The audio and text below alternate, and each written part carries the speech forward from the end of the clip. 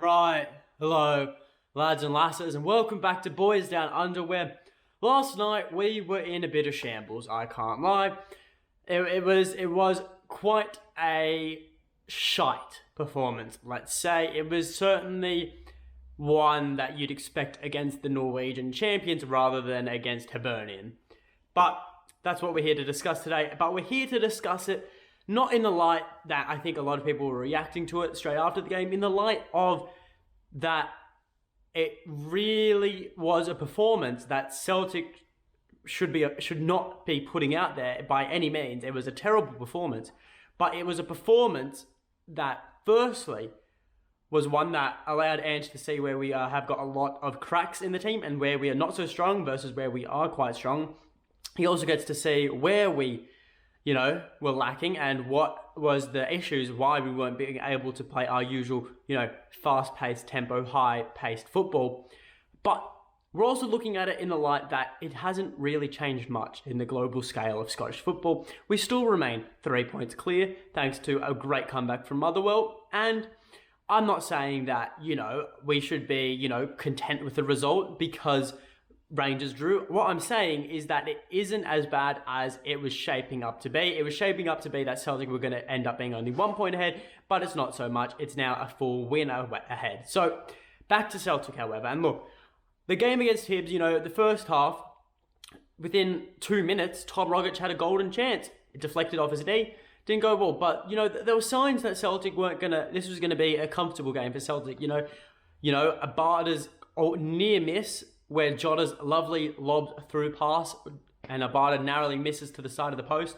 There were signs that the Celtic were going to score, and I wasn't too worried myself. I'll be honest with you guys. I thought that the goal was coming, and the goal was certainly going to come. It didn't cross my mind once that this match was going to end in 0-0 draw. But then, when we came out into the second half, we just looked flat. I'll be real. The first half, I could accept going into halftime 0-0. I thought we were the better team of the half. We gave away a few cheap fouls. We had some golden chances missed. But I thought that in the second half, we were going to come back out better, stronger, and have the ability to find the win. But that did not turn out to be. So we ended up being held to a 0-0. And you know what? We had some golden chances. Abada in the second half, but they had some golden chances as well. Jasper, I believe it is, he narrowly put one across over the bar. Look, there were chances both ends, but there were limited few. And I'll tell you what, it was one of those games that if you were a neutral fan, didn't know much about the Scottish Premiership, you'd look at that and be like, well, that was bloody boring, because it was a boring game. Celtic weren't fast-paced or exciting. Hibs, they strung some good passes together, but they didn't really get to see much of the ball either. It was just a very blunt performance, I think, all things considered. However, and look, that could be for a multitude of reasons. I was talking to my dad about it, and we both agree that, the way we played last night, we played as if we thought we had Jack and Marcus in the middle. All the crosses, crossing for days. Half of them, maybe, half of them were too big for Maida. They were too big going over his head. If it was Jack and Marcus there, would he have gotten onto the end of it? Probably so. But that's the thing, when we have got a striker who's out ill, we need to be able to adjust our game plan, because you're not going to be able to score goals like that with Maida. What you're going to be able to score goals from is through working it through the middle and creating those gaps and using Dyson's pace to get through and score a goal. Nearly happened when he tried to go around the goalkeeper in the first half, who got a great little, touch of the ball away, gave it out for a corner. But personally, I just think that I'm not blaming anyone that we didn't play Giacomarcus. He was ill. Can't do anything about that. But what I am saying is that the game plan to go out there and to play our crosses wasn't ever going to work if we didn't have someone tall in the box there. Jota, he's not the tallest. Abada and Dyson, they're probably two of the smallest players we have on the team, bar, Karamoko maybe. We just appeared so flat, I think the only player that match I can give plaudits to was Juranovic. I think he was the only player, and he even had some really shitty free kicks. I just don't. It was a really flat performance from everyone. I thought that our best player was Juranovic, and you could see him always going down that line. He's got such quality on the ball, attacking and defensive. Really need to be able to get Giacomarcus back in, because those balls are so dangerous. It's a shame that they go to such waste. And look, I think Jota, You know, he was really lively. He tried being really lively, but that was because no one around him was doing anything else. He had to overcompensate himself. And when Jota overcompensates, sometimes he doesn't play the best because he thinks he has to do too much. And Jota's the most effective when he doesn't have to do too much. And it's just those absolute deft touches that he has on the ball and his silky skills that just make the difference in matches. But he doesn't have to do them 24/7 like he was going to be forced, like he was being forced to do in this match.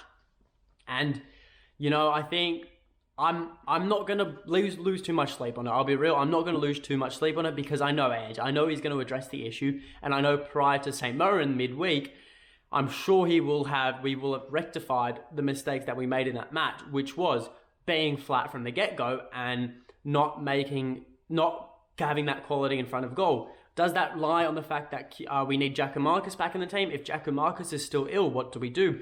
We adjust. And I'm sure Andrew will know that, and I'm sure Andrew will work on that in training. But look, like I said earlier, in the grand scheme of things, it's not the end of the world. You know, sure, we dropped points, but so did Rangers. And you might look at it and you might say, okay, well, if we hadn't drawn, we would be 5 points ahead of Rangers right now. That is true, but you have to ask yourself, from a psychological standpoint, if we didn't draw, would Rangers have drawn as well? Don't know.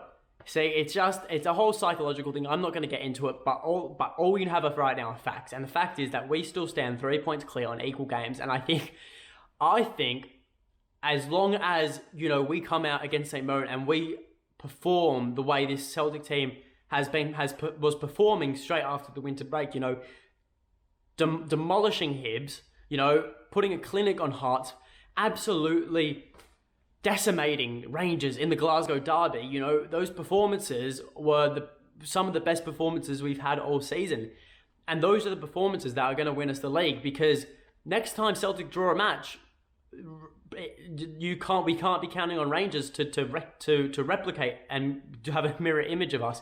You know, we need to be making sure we put the title into our own hands, because right now, with how many 10 games to go, you'd argue so it's easy. I think it's clear that Celtic are the favourites to win this league, but if we keep putting up performances like we did against Hibs, it's not going to happen. So we need to find that form again. It needs to happen in training. We need to be able to come out on game day, not look like we've just had an absolute sender bender on the weekend. We need to be looking fit and ready to go, and we need to be clinical. We need to be ruthless. Like Ange said, we stop at halftime and we stop at the end of the game. And I'll be honest, the lads on the field looked like they wanted to stop at the 30th minute mark, and in the second half, they didn't look like they even wanted to be there at all. You know, and we nearly paid the price for it on 2 occasions. Like I said, Jasper with that shot just going over the bar, and Josh Doig narrowly missing to the side. It's something that needs to be addressed, and I've always believed on this channel. I've said it actually for the past few weeks, that I don't think our attack is that much of an issue, but I do think we need to work on our defense, and I still do think we need to work on our defense. I don't think, you know, we can be. It was a strong defensive performance, but we had, obviously because we didn't concede, but we had so many cracks and leaks. I was worried that we were going to concede. We nearly did, like I said, on a couple of occasions. But it's clear now that on the attack as well, it isn't clicking. And look, I think Dyson, really great bench player. Right now, I think like we all know, Giacomarcus, if he's fit, he has to be at striker. So fingers crossed, he is ready for Thursday morning here for me.